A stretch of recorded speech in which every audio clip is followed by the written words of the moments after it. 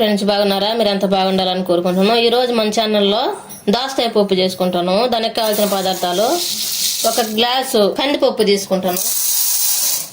ఇది బాగా కడిగి శుభ్రం చేసేసుకోవాలి.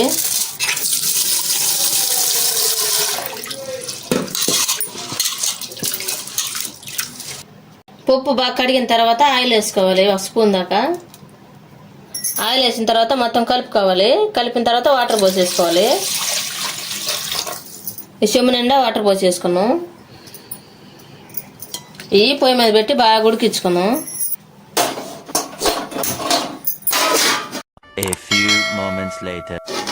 ఇప్పుడు మూత తీద్దాం. ఈ విధంగా ఉడకాలి. ఈ విధంగా ఉడికిన తర్వాత దోసకాయ ముక్కలు వేసేసుకోవాలి. ఈ విధంగా దోసకాయ ముక్కలన్నీ శుద్ధంగా కడుక్కొని పప్పులో వేసేసుకోవాలి. ముందుగానే వేసామంటే పప్పు ఉడకదు. కుక్కర్లో అయితే ఉడుకుద్ది, కానీ మామూలుగా ఉడికించుకునేది కదా, అందుకని ఉడకదు. ఒక పెద్ద టమాటాలు, ఒక 3 టమాటాలు తీసుకొని కట్ చేసుకొని ఇప్పుడు ఈ పప్పులోనే వేసేసుకోవాలి. ఉల్లిపాయ, సగం ఉల్లిపాయ వేసేసుకోవాలి పప్పు ఉడికేటప్పుడే. ఇప్పుడు వాటర్ పోసుకోవాలి.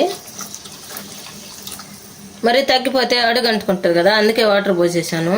ఇప్పుడు పసుపు వేసేసుకోవాలి 1 స్పూను, కారం వేసుకోవాలి 1 స్పూను, ఉప్పు వేసుకోవాలి 1 స్పూను, కొద్దిగా చింతపండు వేసేసుకోవాలి. ఇప్పుడు మూత పెట్టి ఉడికించుకోవాలి. ఈ విధంగా బాగా ఉడికిన తర్వాత స్టవ్ ఆపేసుకొని దించేసుకోవాలి. దించే విధంగా వాటర్ వంచేసేయాలి. ఈ విధంగా వాటర్ అన్ని వంచేసుకోవాలి. తర్వాత ఈ విధంగా రుద్దుకోవాలి. పప్పు గుత్తితోటి ఈ విధంగా మెత్తంగా రుద్దుకోవాలి. రుద్దిన తర్వాత ముందుగా ఉంచినాం కదా వాటర్, అవి పోసేసుకోవాలి. ఇప్పుడు మొత్తం ఒకసారి కలిపేసేయాలి. మొత్తం ఒక బౌల్లో తీసుకున్న తర్వాత మనం పప్పు ఉడకబెట్టినాం కదా, ఆ గిన్నె శుభ్రం కడిగేసుకోవాలి. కడిగేసుకుని స్టవ్ మీద పెట్టుకుని మళ్ళీ స్టవ్ ముట్టించుకోవాలి. ఆయిల్ వేసుకోవాలి. బాగా వేడైన తర్వాత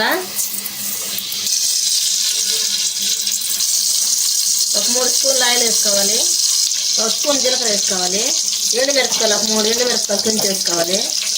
తాలింపు గింజలు వేసుకోవాలి 1 స్పూను. తర్వాత తెల్లగడ్డ, కరివేపాకు వేసుకోవాలి. తర్వాత ఉల్లిపాయలు వేసుకోవాలి.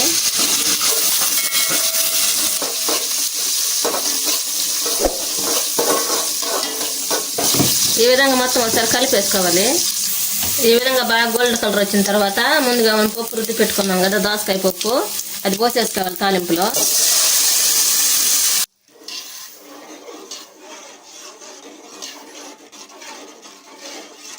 ఎంతో టేస్ట్ చేయకుండా దోసకాయ పప్పు రెడీ అయింది. మీరు కూడా మీ ఇంట్లో చేసుకుని ఎలా ఉందో మాకు కామెంట్లో పెట్టండి. లైక్, షేర్ చేయండి, సబ్స్క్రైబ్ చేసుకోండి, పక్కన ఉన్న బెల్ నొక్కండి.